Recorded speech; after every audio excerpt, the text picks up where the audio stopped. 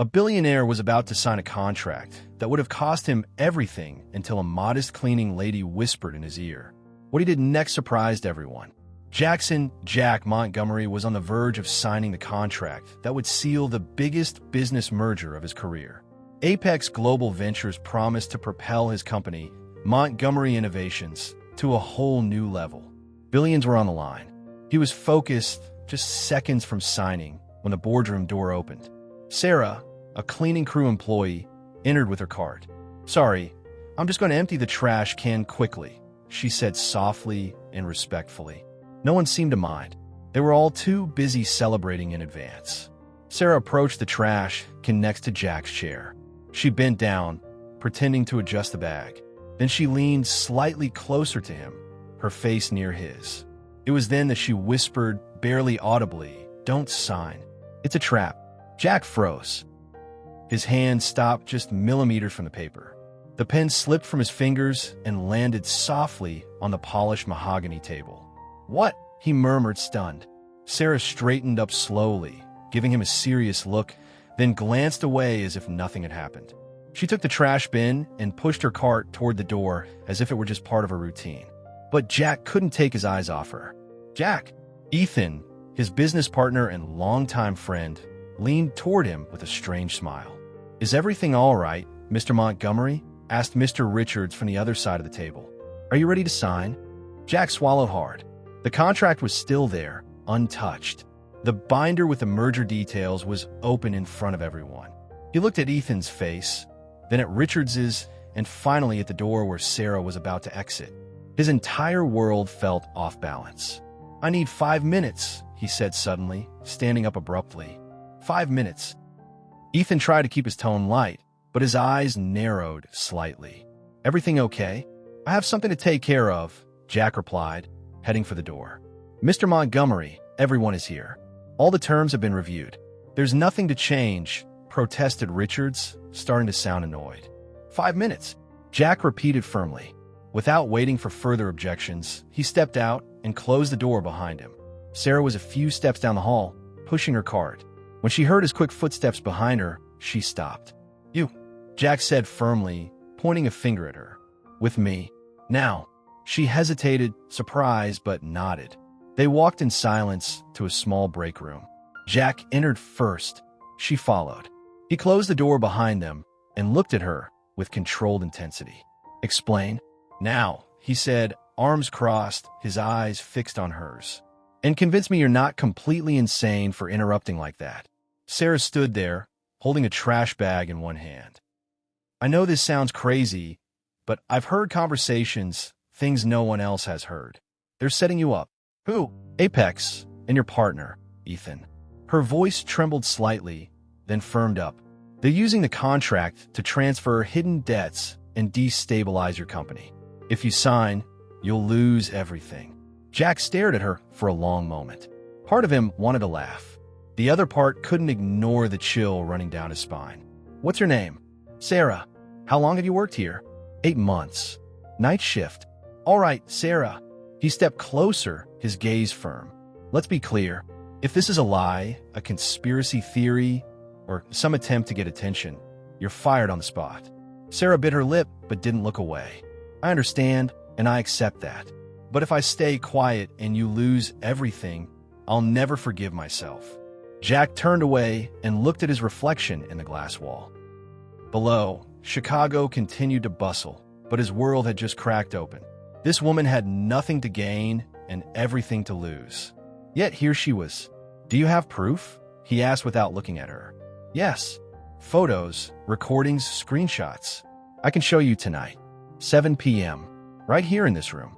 7 p.m., he said, gesturing to the space. "Bring everything. If you don't convince me, it will be your last day here." Sarah simply nodded. Jack waited for her to leave before pressing his forehead against the cool wall. Outside, the contract was still waiting for his signature, but for the first time in his career, he hesitated. Jack returned to the boardroom, his heart pounding. All eyes turned to him as he pushed the door open. Ethan was leaning over the table, speaking softly with Richards, but he quickly straightened up when he saw him. "Did you sort out whatever you needed to?" Ethan asked, his smile not reaching his eyes. Yes. Jack approached the table, but didn't sit down. He looked at the contract, then at the faces around him. Actually, I think I need to review some clauses again. Review. Richards frowned. Mr. Montgomery, we've spent weeks going over every detail of this document, and that's exactly why I want to take one last look. Jack took the binder and closed it firmly. Let's postpone until tomorrow. The silence in the room was tense. Ethan stood up slowly, his knuckles pressed against the table. Jack, that doesn't make any sense. We're losing valuable time. Apex has other interested parties, you know that. Then let them go to them, Jack said, staring coldly at his childhood friend. One night won't make a difference. Yes, it will, Richard snapped, slapping the table with his hand. The market is volatile. The stock is up. It's now or never. Jack observed the man's agitated reaction. Sarah was right about one thing. This pressure wasn't normal. The decision is mine. He took the contract and placed it in his briefcase. Tomorrow, without giving them time to argue, Jack left the room, leaving behind a group of visibly furious men. At 7 p.m. sharp, Jack entered the break room. Sarah was already there, sitting in a chair with a small backpack on her lap. She stood as soon as she saw him. Thank you for coming, she said, her voice more confident than it had been that morning. Show me what you have. Jack sat across from her at the small round table. Sarah opened her bag and took out her phone.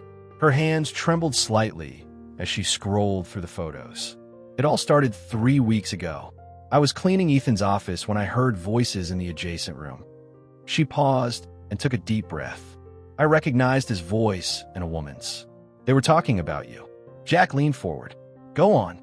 Her name is Chloe. Blonde, tall, always dressed in expensive clothes. Sarah swiped her finger across the screen and showed him a blurry photo taken through a crack in the door. That's her. Jack felt a chill run down his spine. Chloe Vanderbilt, his ex-girlfriend, the one who had broken up with him 2 years ago, saying they were too different. How was she involved? She and Ethan are together now, and they're planning something against you. Sarah moved to the next photo. Listen to this. She played a recording. The audio quality wasn't great, but the voices were clear enough. Once he signs, we'll have total control of the assets. Are you sure? Jack doesn't suspect a thing. Jack has always been too naive to notice when he's being betrayed. It was true with me, and it'll be true now. And if he finds out something, he won't find out anything. Trust me, Chloe. In 48 hours, we'll own his company. Jack ran a hand over his face, the world spinning around him. Ethan's voice was unmistakable, and Chloe's laugh, the one that had once made him fall in love, now sounded like poison. Is there anything else? He asked, his voice hoarse. Sarah nodded and scrolled through more photos. Hastily taken pictures of documents, contracts with different clauses than the ones Jack had seen, wire transfers to accounts he didn't recognize. They altered the original contract, Sarah said, pointing to one of the photos. See this section? In the version you have, it says you retain 60% control.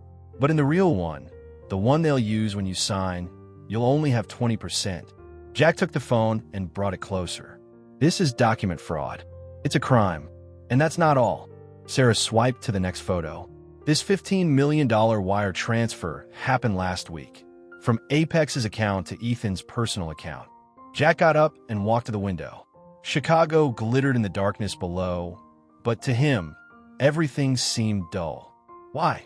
He whispered, more to himself. Ethan has been my best friend for 15 years. We went to college together. We built everything from scratch. Sometimes people change when there's a lot of money involved, Sarah said, putting her phone away. Or maybe they were always like this, and you just didn't want to see it. Jack turned around, still in shock. Why are you telling me all this? You could lose your job. Sarah hesitated. Because it's the right thing to do. I can't stay silent and watch someone get betrayed like this. Jack studied her. There was more to it. He could feel it. But Sarah clearly wasn't ready to say more. This evidence, how can I be sure it's real? I understand you don't trust me, Sarah said, putting her phone away. But if you sign tomorrow, you will lose everything. They've already planned it all. Jack remained silent for a long moment. A part of him desperately wanted not to believe it. Ethan was like a brother. But the evidence, I need more proof, he said finally. I have to be absolutely sure. I can get more, but it will be risky. Then be careful, Jack said, looking her straight in the eye. If this is true, if Ethan is really betraying me. He couldn't finish his sentence. We'll find out the truth, Sarah said firmly. After she left, Jack remained alone in the room, staring out the window. For the first time in 15 years of friendship, he doubted Ethan, and that doubt was growing inside him. The next morning, Jack arrived at the office earlier than usual. He had spent the whole night thinking about the evidence Sarah had shown him.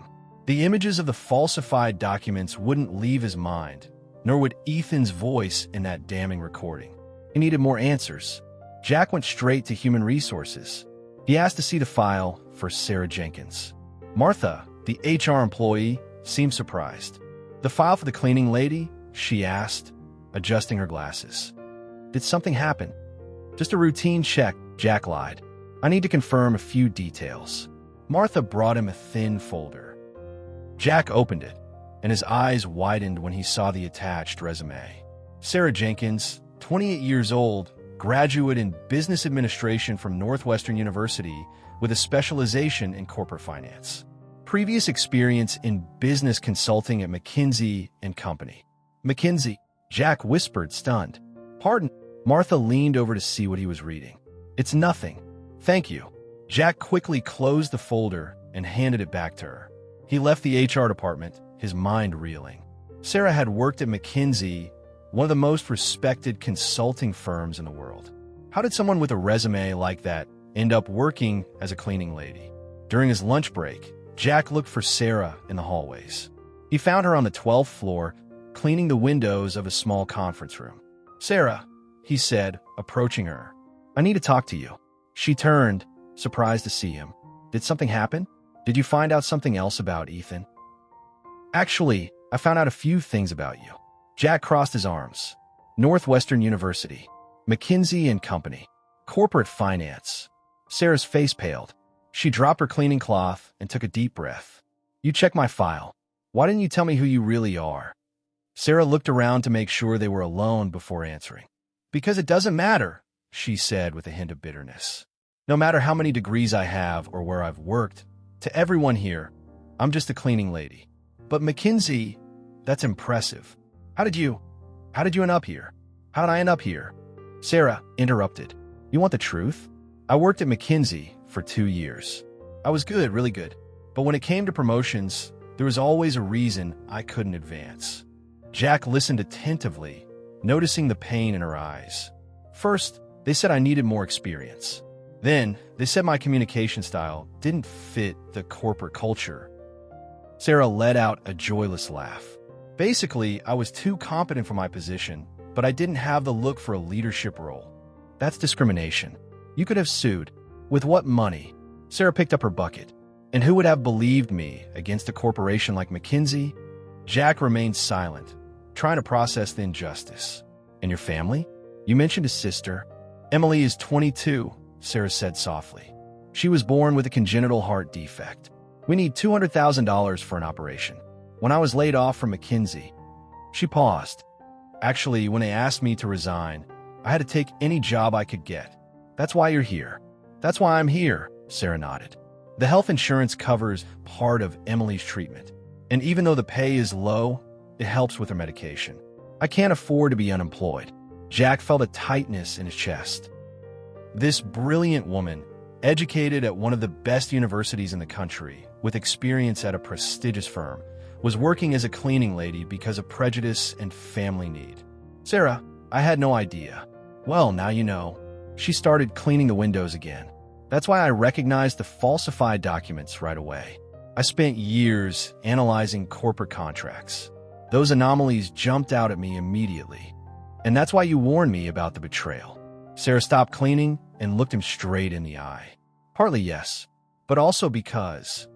She hesitated. Because you're different from the other executives here. I've watched you for months. You treat everyone with respect, no matter their role. And when I saw they were going to destroy you the way they ruined my career, I couldn't stay silent. Exactly, Jack murmured. He observed her for several long seconds. Sarah Jenkins wasn't just a cleaning lady who had overheard something by chance. She was a highly qualified professional who had recognized corporate fraud and decided to act, even at the risk of losing the little she had. "Sarah, when this is all over." "Jack!" Ethan's voice echoed down the hall. They both turned to see Ethan approaching, a curious look on his face. "What are you doing here?" he asked, his gaze shifting from Jack to Sarah. "Just checking on how the cleaning is going," Jack replied quickly. "You know how picky I am." Ethan looked at Sarah, who had resumed cleaning the windows, pretending not to hear their conversation. "Since when do you take a personal interest in the cleaning staff?" Ethan's tone clearly betrayed his suspicion.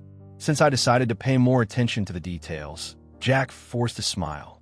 "Speaking of which, did you reschedule the meeting with Apex for this afternoon?" "Yes, 3 p.m. Ethan continued to watch Sarah. "I hope there will be no more hesitation." "Of course not." Jack started walking toward the elevator. "Let's get some lunch. I need to review a few adjustments to the contract with you." Ethan followed him, but not before casting one last suspicious glance at Sarah. At the elevator, Ethan pushed the button and turned to Jack. "You've been acting strangely since yesterday," he said, his voice dangerously low. "Is there something I should know?" Jack chose his words carefully. "Just nerves before the deal. You know how I get before big decisions." "Jack, we've been friends for 15 years. We built this company together." Ethan placed a hand on his shoulder. "If something is bothering you, you can tell me." Jack looked his best friend in the eye, searching for any sign of duplicity. But Ethan seemed genuinely concerned. "I'm fine, Ethan. I just want to make sure we're making the right choice." "Of course we are." Ethan smiled. "This merger will make us the undisputed market leaders. Trust me." The elevator doors opened, and they stepped inside. But as they descended, Jack couldn't help but think of Sarah's words. Sometimes money changes people, and for the first time in 15 years, he was beginning to wonder if he really knew Ethan at all. That afternoon, Sarah was finishing cleaning the executive bathroom on the 15th floor when she heard footsteps in the hall. It was almost 5 p.m. Most of the executives had already gone home. She frowned, curious as to who could still be there. Through the slightly ajar door, she recognized Ethan's deep voice speaking to someone. A woman replied, and Sarah felt a shiver run down her spine. It was Chloe. "Are you sure it's her?" Chloe asked, her voice tinged with irritation. "Absolutely. I checked after I saw Jack talking to her yesterday." Ethan replied, his voice getting closer. "Sarah Jenkins, 28, former McKinsey employee. Too smart for her own good." Sarah held her breath, pressing herself against the bathroom wall. Her heart pounded as she realized they were talking about her. "And you think she heard our conversation last week?" Chloe sounded worried. "I'm sure of it. I checked the security cameras. She was cleaning my office at the exact moment we were finalizing the details." Ethan paused, and today, Jack was acting completely different. He backed out of signing yesterday, asked a ton of questions about clauses we'd already reviewed. "Damn it," Chloe's voice rose in panic. "If he finds out what we did, the money we transferred." "He won't find out. Not if we act fast," Ethan interrupted. "I need to get rid of the cleaning lady before she causes any more trouble." Sarah pressed both hands over her mouth, trying to control her breathing. He knew she had discovered their plan. "How?" Chloe asked, in the most humiliating way possible. "I'm going to accuse her of theft in front of everyone." Ethan's voice was ice cold. "No one will believe a fired cleaning lady over me. And if Jack tries to defend her..." "Jack has been my best friend for 15 years. Even if he has doubts, he won't confront me publicly for a cleaning lady." Ethan let out a quiet laugh. "He's far too predictable." Sarah closed her eyes, feeling tears begin to form. She had risked everything to warn Jack, and now she was going to be destroyed for it. "When?" Chloe asked. "Now. I'm going to summon her to the main auditorium, announce an urgent security meeting for all employees." The footsteps moved away, and Sarah stayed in the bathroom for a few more minutes, trying to calm herself. Her hands trembled as she thought of Emily, her sick sister who depended on the health insurance from this job. If she was fired for cause, she would lose not only her salary, but also the medical coverage. The building's intercom crackled to life. All employees, please report to the main auditorium immediately for an urgent security meeting. I repeat, all employees to the main auditorium. Sarah took a deep breath, squared her shoulders, and walked out of the bathroom. No matter what was about to happen, she would not give Ethan the satisfaction of seeing her break down. The auditorium was packed. Employees from every department were whispering among themselves, curious about the sudden meeting. Sarah entered from the back, holding her head high, and stood near the far wall. Jack was sitting in the front row alongside other executives. He scanned the auditorium, and for a brief moment, their eyes met. She saw confusion on his face, as if he didn't know the reason for the meeting either. Ethan stepped onto the stage, holding a beige folder. His face was serious, almost grim. "Thank you all for coming here so quickly," he said, his voice resonating through the microphone. "Unfortunately, I have to address a very serious matter concerning the security of our company." A nervous murmur rippled through the room. "Yesterday, we discovered that confidential documents have been photographed and removed from the executive offices." Ethan paused for effect. "This constitutes not only a breach of contract, but also a case of corporate espionage." Sarah felt a chill run through her.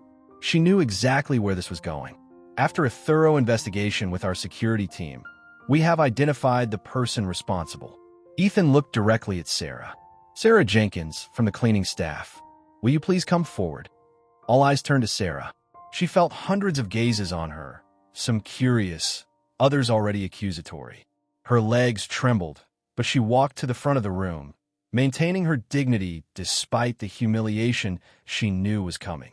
"Ms. Jenkins," Ethan continued, his voice taking on a cold, authoritative tone. "Photos of confidential company documents were found on your phone. How do you explain that?" Sarah looked at Jack, sitting in the front row. He looked shocked, torn between surprise and confusion. She could see the conflict in his eyes. Sarah began, but Ethan cut her off. "Furthermore," he said, "security cameras show you entering executive offices outside of your scheduled cleaning hours." He opened the folder and pulled out printed photos. These images were taken last week. The photos were passed along the front row. Sarah saw Jack take one, and his face twisted in what looked like disappointment. "Ms. Jenkins, theft of intellectual property is a federal crime," Ethan said, approaching her on the stage. "However, given your clean record until now, we are proposing termination for cause instead of involving the authorities." "This isn't fair," Sarah finally found her voice. "I was trying to protect." "Protect what?" Ethan interrupted harshly. "Your own interests? Were you planning to sell this information to our competitors?"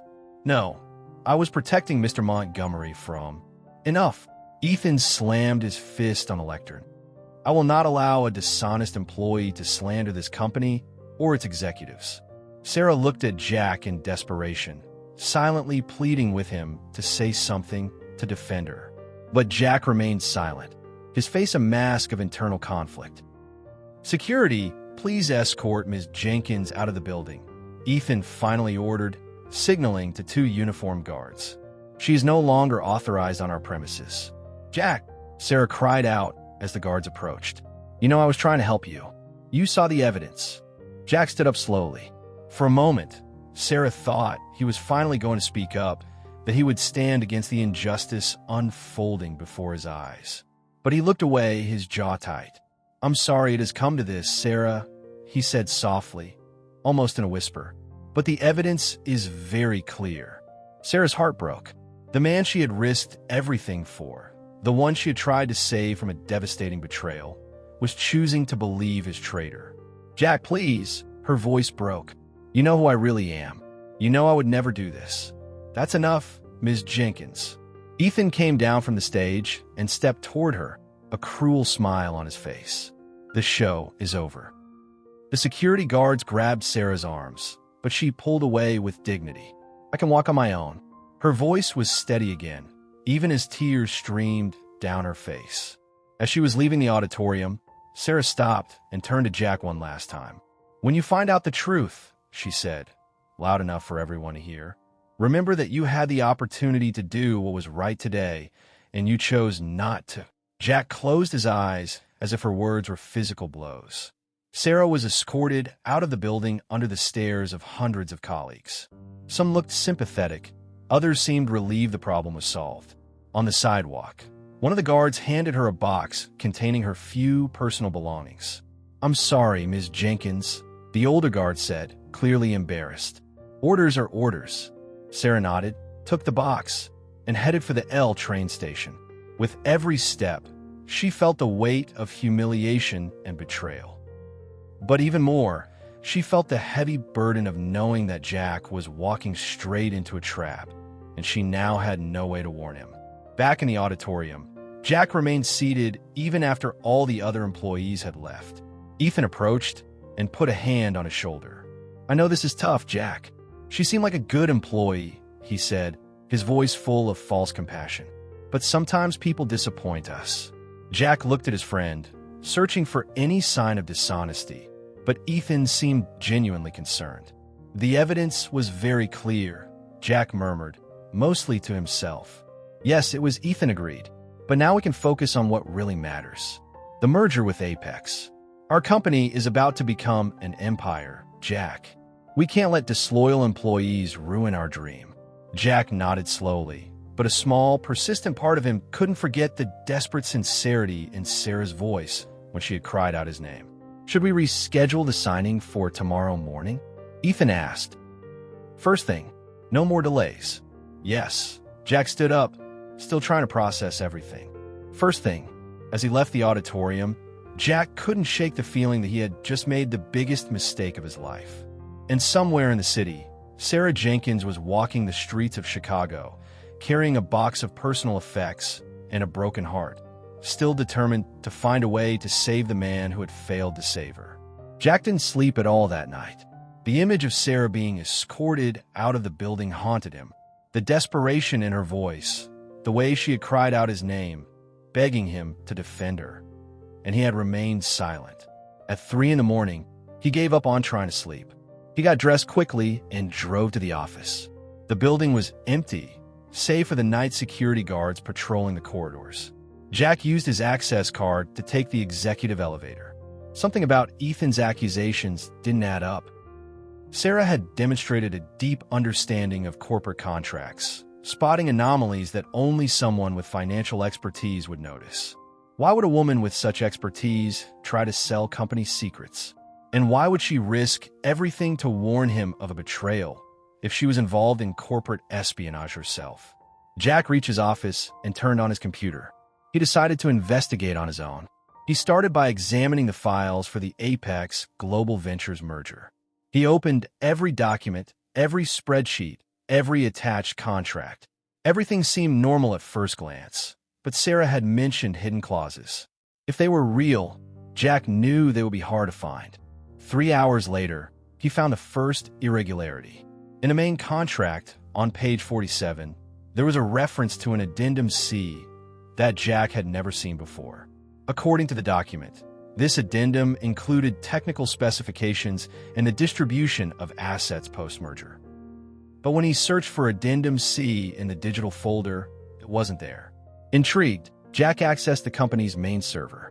He used his CEO credentials to browse the most protected files. Finally, in an encrypted folder he had never seen before, he found what he was looking for: Addendum C, Post-Merger Asset Distribution. Jack opened the file and felt his blood run cold. According to the document, after the merger, 80% of Montgomery Innovations' assets will be transferred to a subsidiary called Apex International Holdings. Jack had never heard of this company. He kept reading and discovered that Apex International Holdings was registered in the Cayman Islands and had only 2 main shareholders, Ethan Hayes and Chloe Vanderbilt. "This can't be possible," Jack whispered, rereading the document 3 times to be sure. But it was all there in fine print and complex legal jargon. The plan was both clever and cruel. Jack would sign the contract thinking he was retaining majority control of the company, when in reality, he would be ceding almost everything to a shell company secretly controlled by his best friend and his ex-girlfriend. Jack printed the document and continued digging. Using his CEO credentials, he accessed the company's banking records. What he found confirmed his worst fears. Over the past 2 months, several transfers supposedly related to merger preparations had been made, totaling $23 million. The money was supposed to have been sent to Apex Global Ventures accounts. But Jack noticed something strange. The account numbers didn't match those listed in the original contract. Using his access to the company's banking system, Jack traced where the money had actually gone. All $23 million had been transferred to a personal account in the name of Ethan Hayes. 15 years of friendship, Jack whispered, feeling like he'd been punched in the gut. But there was more. Jack found emails between Ethan and Apex executives that he had never been copied on.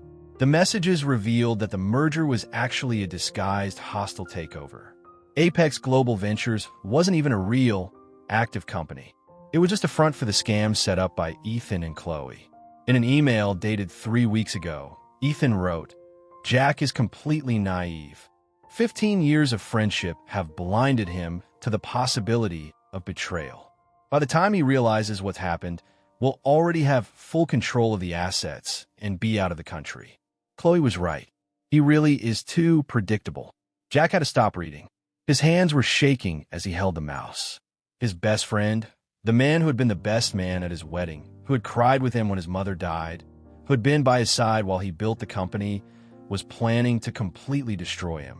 He continued to investigate and uncovered even more of the plan. After Jack signed a contract, Ethan would announce an emergency restructuring, citing fabricated financial problems. Jack would be forced to step down as CEO for the good of the company, and Ethan would take full control. Then, all the real assets would be transferred to Apex International Holdings, leaving Jack with nothing but debt and legal liabilities. The plan was so well thought out that Jack felt both disgust and a kind of twisted respect. Ethan had spent months, maybe even years, planning every detail. Jack also found phone calls recorded by the company's security system. One of them, from 2 weeks ago, was between Ethan and Chloe. "Ethan, are you sure Jack won't suspect anything?" Chloe asked. "I was with him for 2 years. I know all his weaknesses. Jack trusts people too much. It's his greatest strength and his greatest flaw. And what if he finds out something before the signing? He won't. But if he does, we have the falsified documents. We can claim he was trying to commit fraud himself. It's my word against his. You really hate him that much. It's not hate, it's ambition. Jack was a nice boyfriend, but he was always limited, too small for my dreams. With you, I can have everything I've ever wanted." Jack paused the recording, feeling sick. Chloe had ended their relationship 2 years earlier, saying they wanted different things in life. In reality, she was just looking for someone more ambitious, more willing to cross lines. By 6 a.m., Jack had gathered enough evidence to send Ethan and Chloe to prison. But he also realized something painful. Sarah Jenkins had tried to save him, and he had abandoned her when she needed him most. He remembered her words from the day before. "When you find out the truth, remember that you had the opportunity to do what was right today, and you chose not to." She was right, completely right. And now, Jack had to find a way to fix the enormous mistake he had made. But first, he had to make sure Ethan and Chloe didn't find out he knew the truth. The signing meeting was scheduled for 9 a.m., less than 3 hours away. Jack copied all the files onto a USB drive and sent an email to himself from 3 different accounts. Then he cleared his browsing history and shut down the computer. As he was leaving the office, his phone rang. It was Ethan. "Jack, I'm glad you picked up," Ethan said, his voice filled with false concern. "I couldn't sleep after what happened yesterday with the cleaning lady. I know it shook you." "I'm fine," Jack replied, trying to keep his voice steady. "It was tough, but you were right. The evidence was clear. I'm glad you understand." Jack could hear the relief in Ethan's voice. "Are you ready for today's meeting? Our big moment has finally arrived." "Of course. 9 Uhr morgens." "That's right. Exactly. Jack, I want you to know that no matter what happens in business, our friendship will always be what matters most to me." Jack closed his eyes, feeling the sting of that hypocritical statement. "Me too, Ethan. Me too." When he hung up, Jack knew exactly what he had to do, not just to save his company, but to right the wrong done to the courageous woman who had risked everything to warn him. Sarah Jenkins had tried to save him. Now, it was his turn to save her. But first, he had to find her. And after humiliating her in front of everyone the day before, Jack wasn't sure if she would ever speak to him again. Looking out his office window, watching Chicago awaken under the morning sun, Jack Montgomery prepared for the most important fight of his life. A fight not just for his company, but for his soul. Because he had learned a painful lesson. Sometimes the most important people in our lives are the ones who have the courage to tell us the truth we don't want to hear. And Sarah Jenkins had done exactly that. Now, it was time to honor her courage with his own. Jack canceled the meeting with Apex Global Ventures, citing a family emergency. Ethan was furious, but Jack didn't care. He had more important things to deal with. Using the HR files, Jack found Sarah's address, 34th Place, apartment 2B, in the Bridgeport neighborhood on the south side of Chicago. It was one of the city's working-class areas, a world away from the gleaming skyscrapers of the financial district. He parked his BMW in front of a 3-story brick building that had clearly seen better days. The paint was peeling, and some windows were cracked, covered with duct tape. Jack climbed the creaky stairs to the second floor. He stopped in front of door 2B and took a deep breath before knocking. Shuffling footsteps approached. The door opened slightly, held by a security chain. Through the opening, Jack saw a sliver of Sarah's face. Her eyes were puffy as if she had been crying all night. "What do you want?" she asked, her voice as cold as ice. "Sarah, I need to talk to you. I found out the truth about Ethan and Chloe." "Oh, you just found out?" Sarah let out a bitter laugh. "How convenient, after you humiliated me in front of 200 people. Please, let me explain." "There's nothing to explain." Sarah started to close the door, but Jack put his hand against it.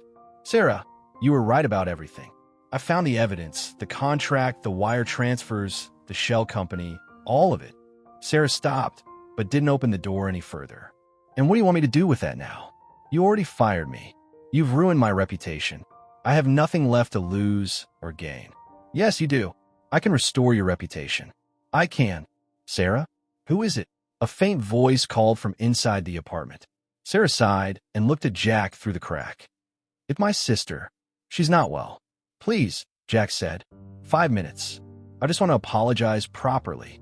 Sarah was silent for a long moment, visibly torn. Finally, she slid the chain off and opened the door. The apartment was small and modest, but impeccably clean and tidy. The furniture was old, but well cared for.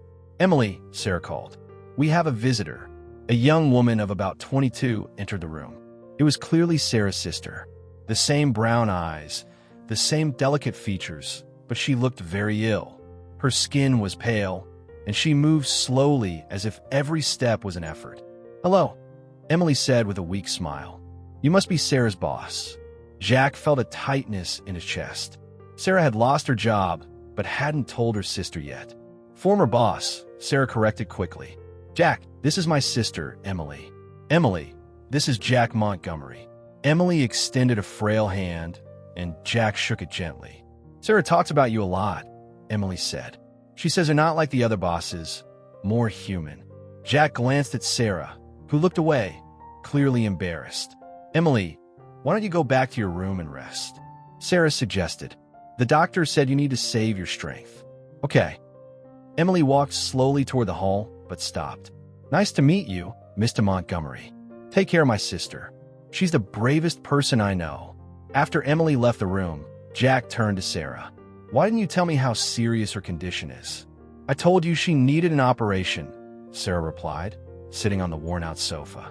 "I didn't think I needed to go into detail." "What kind of operation?" Sarah hesitated before answering. "A heart valve replacement. Emily was born with a congenital defect. Her current valve is failing. Without the operation..." Her voice broke. "The doctors say she might have 6 months left." Jack felt like he'd been punched. Sarah had been managing all this on her own, working as a cleaning lady to keep her sister's health insurance, and he had fired her when she needed it most.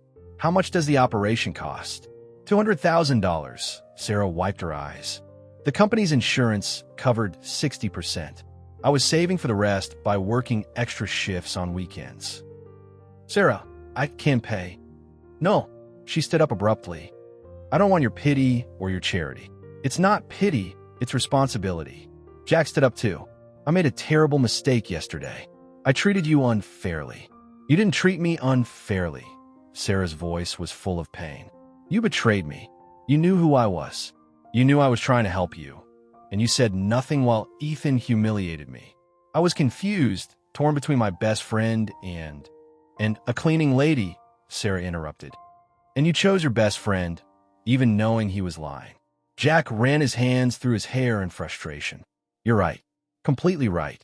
I was a coward and I was selfish. But now I know the truth, and I want to make things right. Some things can't be fixed, Jack. Sarah walked to the window, looking out at the street. I've lost my job, my reputation, and most importantly, I've lost Emily's health coverage. All because I tried to do the right thing. Let me help you, please. Why? Sarah turned to face him. Because you feel guilty? Because you want to ease your conscience? Because you're the bravest person I have ever met. The words came out with a sincerity that surprised even Jack. You risked everything to save me from a betrayal, and I abandoned you when you needed me most. Sarah watched him for a long moment. Emily needs the operation in 2 weeks. Without the insurance, I'll have to pay for it myself. I don't have the money. I'll pay for it today. And in return, nothing. Jack shook his head. Absolutely nothing. It's the least I can do. Sarah let out a joyless laugh.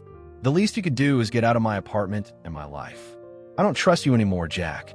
You had a chance to show who you really are, and you did. Sarah, please, leave. She walked to the door and opened it. Emily needs to rest, and I need to look for another job. Jack hesitated at the door. This isn't over. I'm going to expose Ethan and Chloe. I will restore your reputation. Do what you want, Sarah said without looking him in the eye. But do it without me. He walked out of the apartment, his heart heavy. As he descended the stairs, he heard the door close behind him and the deadbolt slide into place. Outside, sitting in his BMW, he looked at the modest building where Sarah and Emily were fighting to survive. He had uncovered Ethan's betrayal, but he had lost something far more precious, the trust of the one person who had tried to save him. Now he had to find a way to win that trust back, because he was starting to realize that Sarah Jenkins wasn't just the key to exposing the betrayal. She was becoming the most important person in his life. Over the next 3 days, Jack couldn't stop thinking about Sarah and Emily. He had postponed the merger with Apex indefinitely, citing the need for additional legal review. Ethan was getting more nervous and insistent, but Jack managed to buy time. Meanwhile, he discreetly looked for ways to help the Jenkins sisters without Sarah finding out. He couldn't just show up at her door with a check. Sarah had made it clear she wouldn't accept direct help from him. On Wednesday morning, Jack had an idea. He called Northwestern Memorial Hospital, where Emily was being treated, and managed to speak with Dr. Rodriguez, the cardiologist in charge of her case. Dr. Rodriguez, my name is Jack Montgomery. I'd like to discuss the case of Emily Jenkins. I'm sorry, sir, but I cannot share patient information with unauthorized individuals. I understand completely. Jack chose his words carefully. I'm not asking for medical details. I wish to make an anonymous donation to cover the costs of her operation. There was a silence on the other end of the line. An anonymous donation? Exactly. $200,000. I would like the family to think it's coming from a medical grant or a social support program, something that wouldn't arouse suspicion. Mr. Montgomery, that is extremely generous. May I ask what your connection is to the patient? Let's just say I owe the Jenkins family a great deal. Jack paused. Is it possible to arrange this without revealing my name? Yes, we have an anonymous donation program for cases like this. I can schedule the operation for next week if the funds are available. They will be. I'll transfer the money today. On Thursday afternoon, Sarah received a call that changed everything. Ms. Jenkins, Dr. Rodriguez's voice sounded cheerful. I have excellent news regarding Emily. Sarah felt her heart race. Is she okay? She's stable, but this is about something else. She's been approved for a federal medical assistance program for severe cardiac cases. Emily's operation will be fully covered. Sarah nearly dropped the phone. Ow! We never applied for a program. Sometimes hospitals automatically submit applications for eligible patients. What matters is that we can schedule the operation for next Tuesday. When she hung up, Sarah was crying with relief. She ran into Emily's room, where her sister was resting. Emily, Sarah shook her gently. We did it. The operation is going to be fully covered. Emily slowly opened her eyes, still drowsy from her medication. What do you mean? A government program. They're paying for everything. Sarah hugged her sister gently. You're going to get better, Emily. You're going to be completely healed. Jack learned the transfer had been made when Dr. Rodriguez called to confirm the operation was scheduled. He felt a satisfaction he hadn't experienced in years. The feeling of doing something truly good without expecting anything in return. But he still needed to win back Sarah's trust. And for that, he needed a different kind of plan. On Friday evening, while walking through Millennium Park, Jack had an idea. Sarah had mentioned she worked extra jobs on weekends to save money. Maybe she was still doing it even after losing her job at Montgomery Innovations. Jack spent all of Saturday looking for her. He visited cafes, restaurants, and office buildings that employed cleaning staff on weekends. Finally, at 5 p.m., he found her. Sarah was cleaning the windows of a small accounting firm on North Michigan Avenue. She wore simple clothes, her hair tied back in a ponytail. Even while doing manual labor, she carried herself with a quiet dignity that inspired Jack. He waited across the street until she finished and came out of the building. Sarah, he approached cautiously. She turned, surprised and visibly annoyed. Are you following me now? No. Well, yes, but not in the way you think. Jack stumbled over his words. I heard about Emily's operation, that it was approved by a government program. Sarah looked at him with suspicion. So, I'm happy for you. Genuinely happy. Thank you. She started walking toward the L station. Jack walked beside her. Sarah, can I just talk to you for 5 minutes? About what? About how bad you feel for what happened. About how you were right all along. About how you want to fix things this time. Sarah stopped and looked at him. Jack, I understand you feel guilty, but as I've said before, I don't need your pity. It's not pity. Jack took a deep breath. It's admiration, respect, and something more that I'm still trying to figure out. Sarah frowned. Something more? You made me question everything I thought I knew about myself. Jack stepped a little closer. About loyalty, courage, about doing what's right, even when it's hard. Jack, please. Let me finish, he continued. You risked everything to save me from a betrayal. And when it was my turn to stand up for you, I failed. But it taught me something important about who I really am and who I want to become. Sarah looked at him in silence for a long moment. And who do you want to become? Someone worthy of the courage you showed. Someone who doesn't let fear or blind loyalty stop him from doing what's right. The cold Chicago wind blew between them, and Sarah tightened her coat around herself. It's chilly out here, she said, looking around. There's a coffee shop on the corner. We can talk there. The small cafe was almost empty. They sat at a table near the window, 2 steaming mugs of hot chocolate between them. So, Sarah said, stirring her drink with a small spoon, what did you find out about Ethan and Chloe? Jack pulled a folder from his backpack and placed it on the table. Everything. The whole plan. He opened the folder and showed her the documents. The shell company, the wire transfers, the fake contract. He was planning to steal 80% of my assets. Sarah flipped through the papers, and Jack saw her eyes widen as she read. This is worse than I imagined. She looked up at him. What are you going to do? Expose them publicly on Monday. Jack leaned closer. But I need your help. My help? You still have the original photos, the recordings. I need your evidence to complete the file. Sarah was silent, thinking. And after? When Ethan and Chloe are exposed. Jack hesitated. Then, I'd like you to come back to the company. Not as a cleaning lady, but as the vice president of operations. Sarah nearly choked on her hot chocolate. Vice president, you have the knowledge, the experience, and the integrity. The company needs people like you in leadership. Jack, that's... Sarah shook her head. That's insane. You're not just anything, Jack interrupted. You're smart, brave, and honest. Those are exactly the qualities I need by my side. They sat in silence for a few minutes, the weight of the conversation settling between them. "Can I think about it?" Sarah finally asked. "Of course." "But Sarah," Jack reached his hand across the table, almost touching hers. "No matter what you decide about the job, I'd like you to be a part of my life, one way or another." Sarah looked at his hand, then at his eyes. "Jack, we come from very different worlds." "No," he said, shaking his head. "I used to think that, but not anymore. We're just two people who believe in doing what's right, even when it's hard." When they left the cafe, night had fallen. The lights of Chicago twinkled around them, creating an almost magical atmosphere. They walked slowly toward the L station, neither of them in a hurry to end the evening. "Jack," Sarah said as they reached the station entrance, "thank you for today, for listening, for being different than I thought. And thank you for giving me a second chance. I know I didn't deserve it." He stood under the streetlights, looking at her. Sarah was beautiful, her cheeks rosy from the cold, her eyes shining under the stars. "Sarah," Jack stepped closer. "Yes." "Can I kiss you?" Sarah hesitated for a second, then nodded. Jack kissed her, gently at first, then with more confidence as she responded. It was a sweet kiss, full of promise and new beginnings. When they pulled apart, they were both smiling.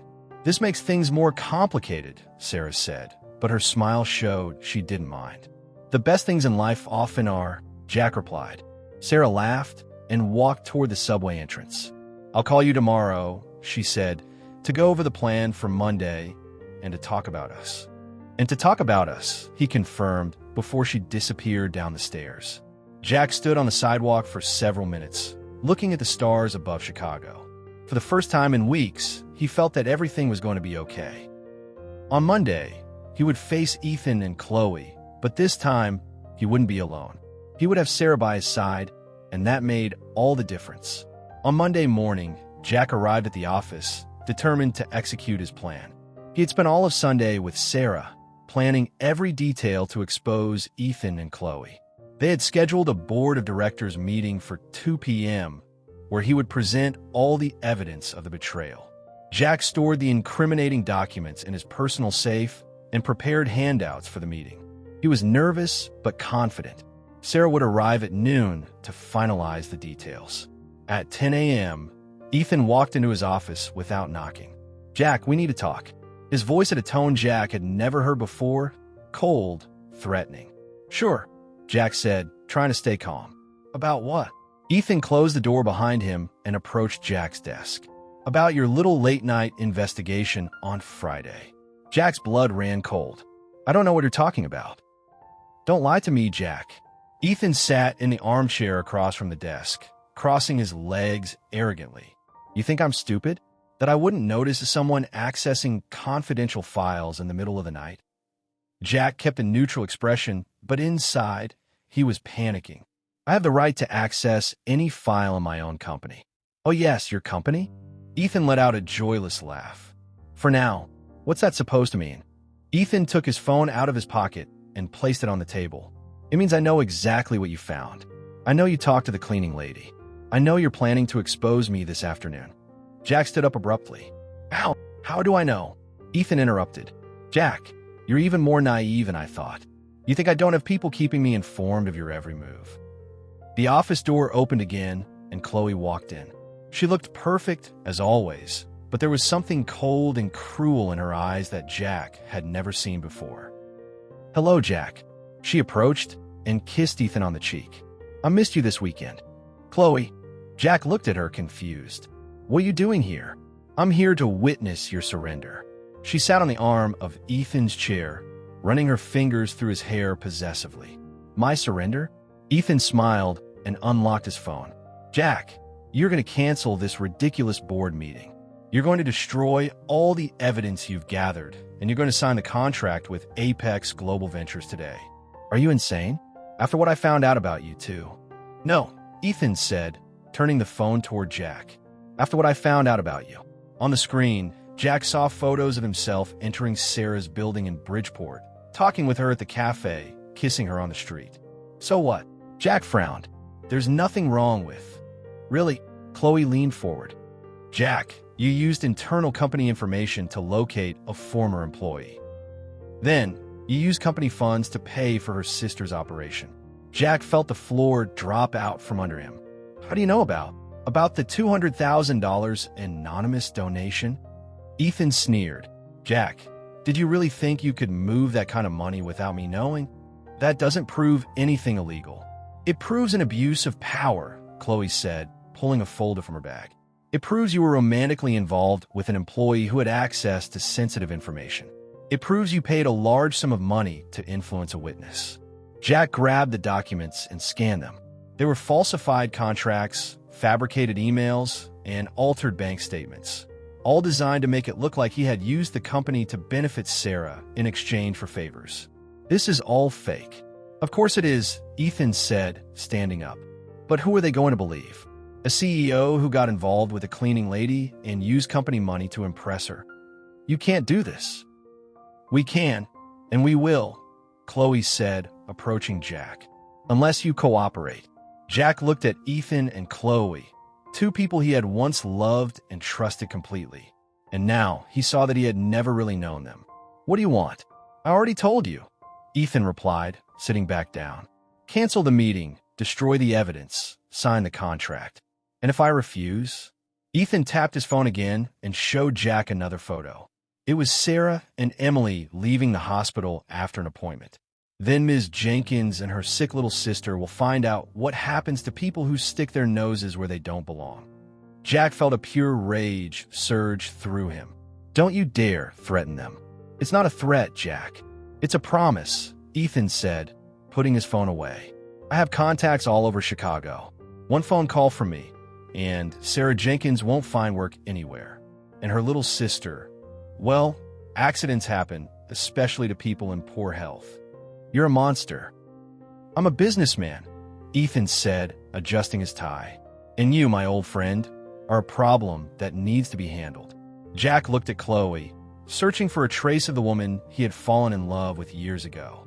Chloe, are you really okay with this? Threatening innocent people. Chloe laughed, a cold, calculated sound.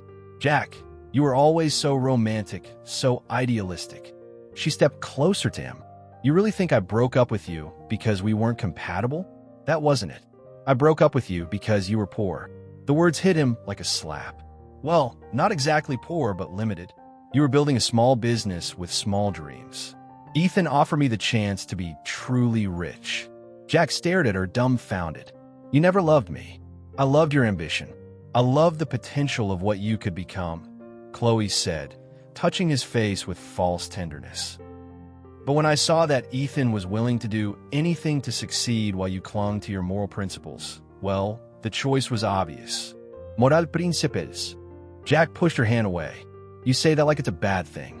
In the business world, it is, Ethan said, stepping closer. Jack, you build a $500 million company by limiting yourself with ethics and morals. Imagine what you could have achieved if you had been a little more flexible. I don't want to achieve anything that way.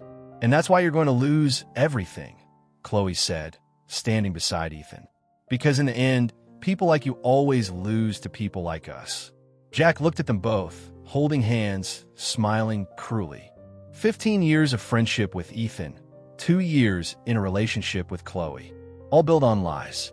You have 1 hour to decide, Ethan said, checking his expensive watch. Noon. Either you sign the contract, or we destroy you and everything you care about. And Sarah? Jack asked, if I cooperate, will you leave her alone? If you cooperate and keep your mouth shut, Sarah Jenkins and her sister can continue living their insignificant little lives in peace, Ethan said, opening the door. But if, he added, not finishing his sentence. The threat was clear. After they left, Jack collapsed into his chair. He looked out the window at Chicago, the city he had considered home for most of his adult life. Now it felt cold and alien. His phone rang. It was Sarah. Jack, I'm just arriving at the building. Is everything ready for the meeting? Jack closed his eyes. If he told Sarah the truth, he would be putting her and Emily in danger. But if he lied, Jack, are you there? I'm here, he said, his voice hoarse. About the meeting? Yes. Jack looked at the folder with the evidence on his desk. Then he looked at the falsified documents left by Chloe. Two versions of a truth. One could save his company. The other could protect the woman he was beginning to love. We have to cancel it. Cancel? What? Legal complications. We need more time. There was a silence on the other end. Jack, are you okay? You sound strange. I'm fine, he lied, hating himself for it. Just a change of plans.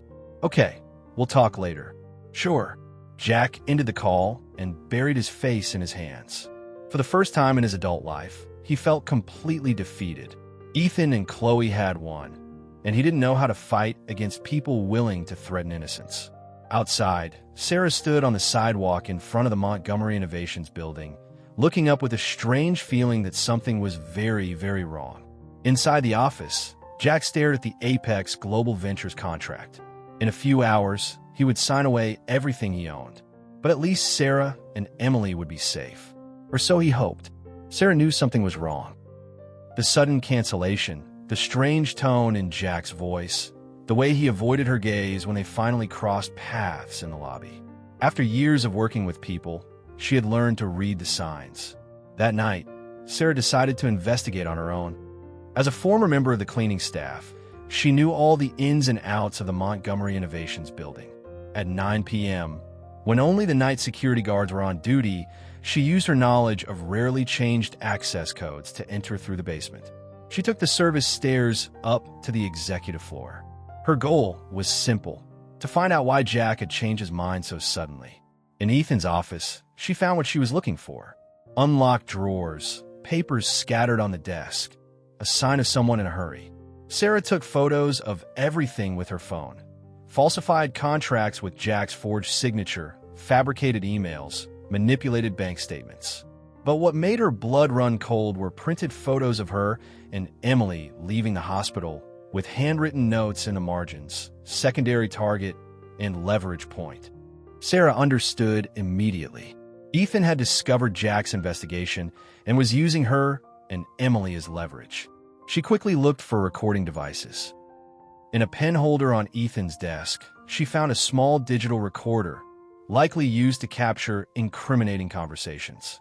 Sarah checked the audio files. There were dozens, including conversations between Ethan and Chloe planning the betrayal.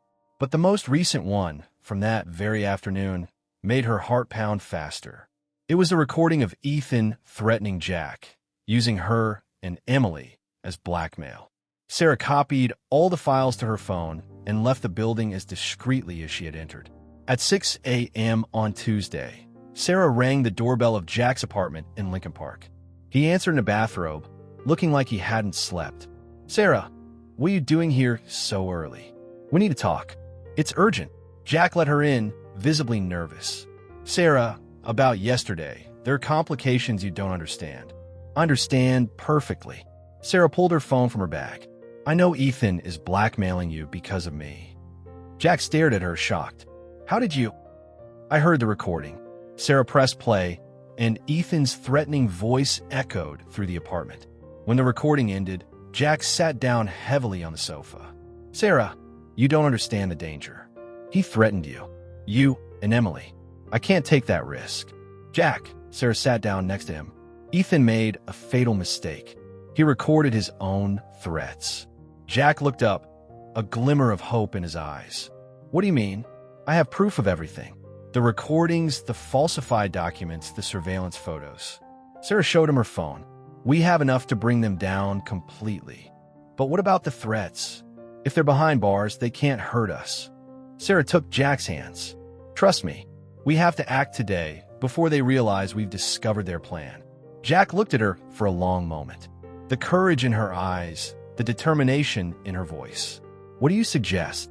Reschedule the board meeting for today. 2 p.m. Sarah stood up and paced the room, thinking, but this time we'll be ready for them. At 2 p.m., the auditorium at Montgomery Innovations was full. All the board members were present, along with representatives from Apex Global Ventures and several company executives. Jack stood on the stage, visibly nervous. Ethan and Chloe sat in the front row, confident smiles on their faces. "Ladies and gentlemen," Jack began, I have called this meeting to make some important announcements regarding the future of Montgomery Innovations. Ethan gave him an encouraging nod, clearly expecting Jack to announce the merger. First, I would like to introduce our new Vice President of Operations, Sarah Jenkins. A murmur of surprise ran through the auditorium as Sarah walked onto the stage. Many recognized her as the former cleaning lady fired for espionage. Ethan stood up abruptly. "Jack, this is ridiculous. You can't." "Please sit down, Mr. Hayes," Jack interrupted firmly. "You'll have a chance to speak shortly." Sarah stepped up to the microphone. "Hello. I know many of you remember the unfortunate circumstances of my last appearance in this auditorium." Her voice was clear and confident. "Today, I am here to reveal the truth behind those events." Sarah turned on a projector, and the first image appeared on the screen. The falsified merger agreement from Apex Global Ventures. This is the version of the merger agreement that was presented to Mr. Montgomery. Sarah pointed to the figures on the screen. According to this document, Jack Montgomery would retain 65% control of the company post-merger. She switched to the next slide. And this is the real version of the contract, the one they intended to use at the signing. Here, Jack Montgomery would retain only 15% control. The room erupted in murmurs. Ethan had gone pale. "This is outrageous," Chloe exclaimed, standing up. "These images are fake." "Really?" Sarah gave her a cold smile. "Perhaps you prefer to hear this?" She pressed the play button on the sound system. Ethan's voice echoed clearly through the auditorium. Jack is completely naive. 15 years of friendship have blinded him to any possibility of betrayal. By the time he realizes what's happened, we'll have full control of the assets and be out of the country. A total silence fell over the room. All eyes turned to Ethan, who was visibly panicking. That's taken out of context," he stammered. "Really?" Sarah moved on to the next recording. Chloe's voice filled the auditorium. "It's not hate, it's ambition. Jack was a nice boyfriend, but he was always limited. Too small for my dreams. With you, I can have everything I've ever wanted." Chloe was furious, but tried to remain composed. "These recordings are illegal. They were obtained without consent." "Actually," Sarah replied, turning to her, "they were taken from a recording device found in Mr. Hayes' office. A device he was using to record his own conversations." Jack stepped up to the microphone again. "There's more." He nodded to Sarah, who projected the bank statements onto the screen. $23 million transferred from Montgomery Innovations accounts to Mr. Hayes' personal accounts, Sarah highlighted. Money that was supposed to be used for legitimate merger preparations. Ethan stood up, desperate. "Jack, we've been friends for 15 years. Are you really going to believe this courageous woman who risked everything to save me from a betrayal?" Jack interrupted. "Yes, Ethan, I'm going to believe her. Because unlike you, she has never lied to me." Mr. Richards, the main representative from Apex, stood up. "Mr. Montgomery, Apex Global Ventures had no knowledge of these irregularities. We are a legitimate company that has been deceived by dishonest representatives." "We understand completely," Jack replied with a nod. "In fact, we would like to discuss a legitimate merger with you in the future on honest terms." Ethan looked around the auditorium, seeing only faces full of disapproval and disgust. Finally, his mask of a respectable executive crumbled completely. "You know what?" he said with a bitter laugh. "I don't regret any of it, Jack. You were always too weak to do what was necessary. You deserve to lose everything, and you deserve what's coming to you." A new voice boomed through the auditorium. "Is that what you think?" Everyone turned to see Detective Johnson of the Chicago Police Department enter with 2 other officers. "Ethan Hayes and Chloe Vanderbilt, you are under arrest for corporate fraud, document forgery, and attempted extortion." As Ethan and Chloe were handcuffed, the auditorium erupted in applause. Sarah smiled at Jack, who returned a look of deep gratitude. "And something more. How did you know to come here?" Jack asked the detective. "MS. Jenkins contacted us this morning with the evidence," the detective replied with a smile. "Cases like this, with evidence this clear, are a prosecutor's dream." As Ethan and Chloe were escorted out, Ethan yelled at Jack, "This isn't over. I have lawyers." I have contacts. You had contacts, Jack replied calmly. Now, all you have is a prison cell. When the auditorium finally emptied, Jack and Sarah were left alone on the stage. So, Sarah said with a smile, how was my first day as vice president? Unforgettable, Jack replied, pulling her into his arms. Sarah, you saved me in every way possible. We saved each other, she said, gently touching his face. Together, Jack kissed her, there on the stage where just hours earlier, his life had almost been destroyed. Now, with Sarah in his arms, he felt like he was finally building something real. And now what? Sarah asked when their kiss ended. Now, Jack smiled. We have a company to rebuild and a life to build together. Outside the building, the sound of police sirens faded into the distance, carrying away 15 years of a fake friendship and 2 years of a counterfeit love. But inside, something true and beautiful was just beginning. 2 weeks after the confrontation, Sarah was finishing reviewing financial reports in her new office, a spacious room on the same executive floor as Jack's, with a view of Lake Michigan. As the vice president of Montgomery Technologies, she had already implemented changes that were showing impressive results. A light knock on the door pulled her from her thoughts. Come in, she said without looking up from the documents. Madam Vice President, do you have a minute for your CEO? Jack's playful voice made her smile. I always have time for my boss. Sarah finally looked up and was surprised. Jack was holding a bouquet of red roses.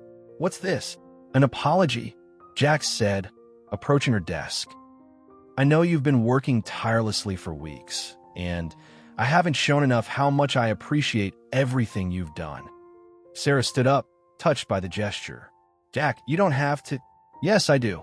He handed her the flowers. Sarah, you didn't just save my company. You saved my life. You helped me see the man I really want to be. You were already a good man. You just needed to learn to trust the right instincts. Jack smiled and checked the time. It's 5:30. What do you say we get out of here? I have a surprise for you. Jack drove through the streets of Chicago in silence, a mysterious smile on his face. Sarah tried several times to guess where they were going, but he just said it was a surprise. Finally, they pulled up to North Avenue Beach. The October sun was setting over Lake Michigan, painting the sky in shades of orange and pink. What are we doing here? Sarah asked as they walked onto the sand. Do you remember the first time we really talked? Jack stopped and turned to her. In the break room, when you showed me the evidence. Of course. You said that if you were lying, it would be your last day at the company. And I said that if you stayed silent and I lost everything, you would never forgive yourself. Jack took her hands. Sarah, that night, you showed me what true courage is. Sarah felt her heart race. There was something different in Jack's voice, an intensity she had never heard before. Jack, let me finish, he said, taking a deep breath. All my life, I thought I knew what success meant. Money, power, recognition. But when I almost lost everything, I realized that none of it matters without the right person by my side. To Sarah's surprise, Jack dropped to one knee in the sand in front of her. Sarah Jenkins, his voice was firm. You came into my life as a courageous cleaning lady, and you became my savior, my partner, my best friend, and the love of my life. Sarah brought her hands to her mouth, tears welling in her eyes. You taught me that a person's true worth isn't in the job they do, but in the character they show. Jack pulled a small velvet box from his pocket. You taught me that sometimes the most important people in our lives are the ones who have the courage to tell us the hard truths. He opened the box, revealing a simple but elegant ring with a single diamond sparkling in the golden light of the setting sun. Sarah, I can't imagine building a future without you.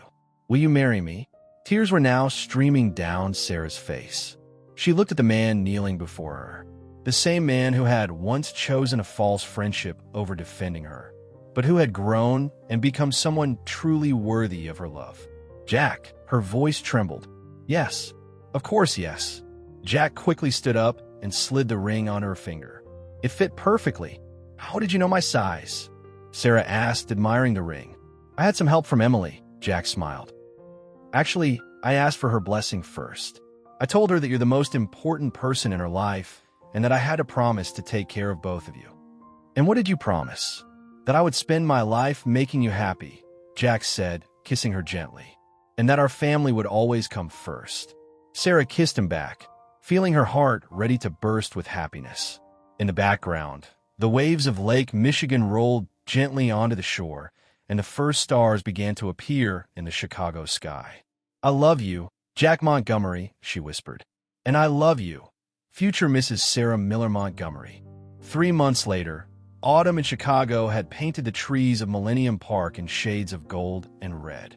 Sarah stood in front of the mirror in their new apartment.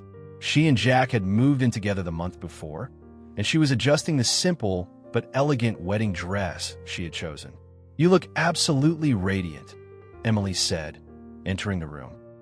Her heart operation had been a complete success, and she looked healthier and more vibrant than ever. "Nervous," Sarah admitted. "That's normal. It's not every day you get to marry the man you love and officially become part of a wonderful family," Emily said, adjusting her sister's veil.